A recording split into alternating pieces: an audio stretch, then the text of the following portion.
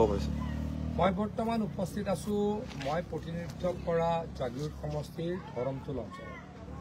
আপোনালোকে দেখিছে ইয়াত আমি মথাউৰি এটা ষ্ট্ৰেংথেনিং কৰি আছো। এইটো কপিলী নদীৰ মথাউৰি। আমি যদি সিফালে চাওঁ, মই য'ত আছো তাৰ সোঁফালে কপিলী নদী আছে আৰু এইটো এটা কপিলী নদীৰ মথাউৰি। কপিলী নদীৰ মথাউৰিটো আমি পকীকৰণ কৰিছিলোঁ, খুব ধুনীয়াকৈ ইয়াতে গাড়ী চলিব পাৰে।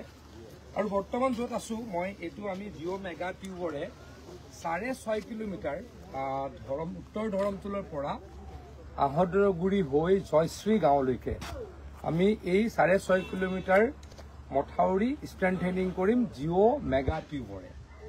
মই সদায় আগতেও কৈছোঁ, সদায় কৈ আছোঁ যে অসমৰ বানপানী সমস্যা স্থায়ীভাৱে সমাধান কৰিবলৈ আমি যদি কেতিয়াবা বিচাৰোঁ, তেতিয়াহ'লে আমি এই জিঅ' মেগা টিউবটো ব্যৱহাৰ কৰিব লাগিব। আমি বৰ্তমান যি নতুন মথাউৰি বনাওঁ, অসম চৰকাৰে বৰ্তমান ৱাটাৰ ৰিচোৰ্চেছ ডিপাৰ্টমেণ্টে যি নতুন মথাউৰি বনায়, সেই মথাউৰিবিলাকত আমি এই জিঅ' মেগা টিউবটো দিয়াটো মেণ্ডেটৰী কৰিছোঁ। মানে আমি এনেকৈ এটা প্ৰকাণ্ড মেগা টিউব, এইটো 25 মিটাৰ দীঘল হৈ যায়, প্ৰায় 20-22 ট্ৰাক বালি ইয়াতে সোমাই আৰু 4-5 ফুটমান ওখ হৈ যায়, প্ৰায় 4 মিটাৰ বহল হৈ যায় আৰু এইটো কোনো ইয়াৰ পৰা ঠেলি লৈ যাব নোৱাৰে। মই আগতেও সদায় এইটো কথা কৈ আছোঁ, আজিও কৰোঁ।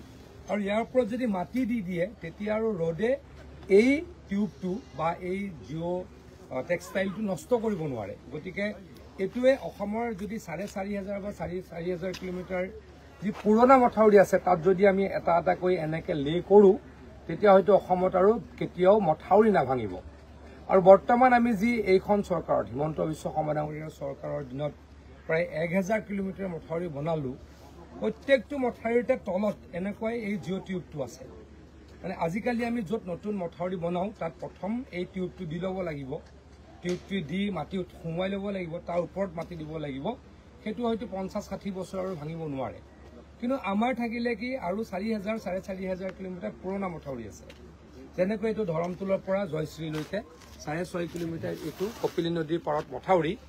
এইটোত আমি কিয় কৰিছোঁ, এটা কাৰণ আছে। এই মথাউৰিটো কিয় ষ্ট্ৰেংথেনিং কৰিছোঁ, এইটো মথাউৰিটো ভালেই আছিলে, ইয়াতে বহু বছৰ ধৰি ব্ৰিজ হোৱা নাই, কিন্তু এটা উদ্দেশ্য ৰাখি আমি এই মথাউৰিটো 6.5 কিলোমিটাৰ অঞ্চলটো আমি মেগা টিউবৰে ষ্ট্ৰেংথেনিং কৰিছোঁ। আপোনালোকে চাওক, বাওঁফালে এখন পথাৰ আছে, অকণমান চাইড দি দিয়কচোন।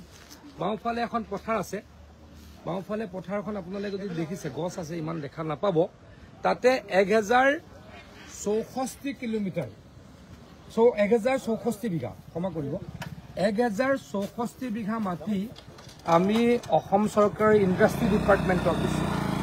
এই গোটেইখিনি মাটি চৰকাৰী মাটি আছিলে। আমি ইয়াতে আকৌ কৈছোঁ, 1064 বিঘা মাটি ইণ্ডাষ্ট্ৰী ডিপাৰ্টমেণ্টে ইতিমধ্যে লৈছে। অলপ দ মাটি, তাতে আৰ্ট ফিলিঙৰ কাম আৰম্ভ হৈছে। তাত এটা প্ৰকাণ্ড আমি ইণ্ডাষ্ট্ৰিয়েল ষ্টেট বনাবলৈকে আগবাঢ়ি গৈ আছোঁ। ডেফিনেটলি বাহিৰৰ পৰাও কোম্পেনীয়ে আৰম্ভ কৰিছে। আপোনালোকে জানে সকলোৱে যে জাগিৰোড ছেমি কণ্ডাক্টৰ ইণ্ডাষ্ট্ৰী হৈছে, তাৰ লগত আনুষংগিক যি ইণ্ডাষ্ট্ৰীসমূহ আহিবলৈকে বিচাৰি আছে। গতিকে মাননীয় মুখ্যমন্ত্ৰী ডাঙৰীয়াই এদিন মোক কৈছিলে যে জাগিৰোডৰ ছেমি কণ্ডাক্টৰৰ ওচৰে পাজৰে আৰু ক'ৰবাত মাটি আছে নেকি।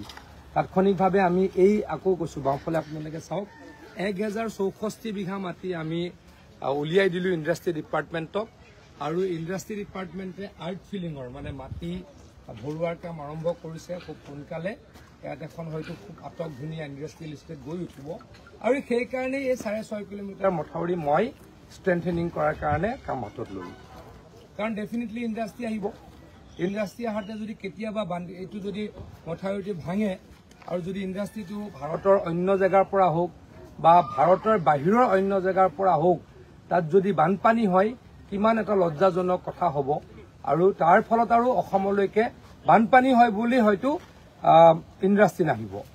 গতিকে ইণ্ডাষ্ট্ৰী হ'ব লাগিব, ষ্ট্ৰেংথেনিং হ'ব লাগিব। সেইকাৰণেই এইখিনি কাম কৰিছোঁ, ৰাইজৰ জ্ঞাতাৰ্থ জনালোঁ। আকৌ কৈছোঁ, এই মথাউৰিটো 6.5 কিলোমিটাৰ অঞ্চল আমি এনেকৈ প্ৰকাণ্ড মেগা টিউবৰে সৈতে ষ্ট্ৰেংথেনিং কৰিম। আৰু পৰৱৰ্তী সময়ত ৰাস্তাটোও বহুত ডাঙৰ হৈ যাব। এইটো হয়তো 4.5 মিটাৰমানৰ ৰাস্তা হ'ব বৰ্তমান যিটো আছে।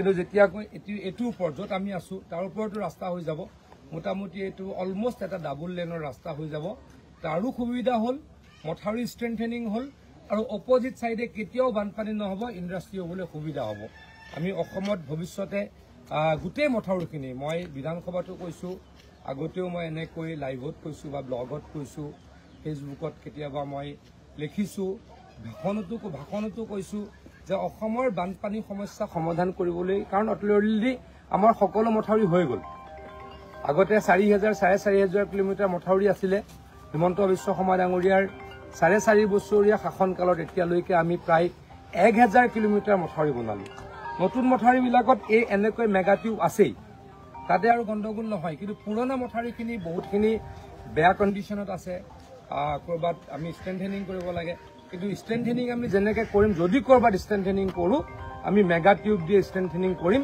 আৰু কেতিয়াও ব্ৰিজ নহয় এইদৰে আমি আগবাঢ়িছোঁ আপোনালোকক সুযোগ পাই কথাখিনি জনালোঁ আপোনালোকৰ সকলোৰে আশীৰ্বাদ বিচাৰিছোঁ সকলোৰে পৰামৰ্শ বিচাৰিছোঁ আৰু ভৱিষ্যতে কি কৰিব লাগে আপোনালোকে জনালে অত্যন্ত সুখী হ'ম নমস্কাৰ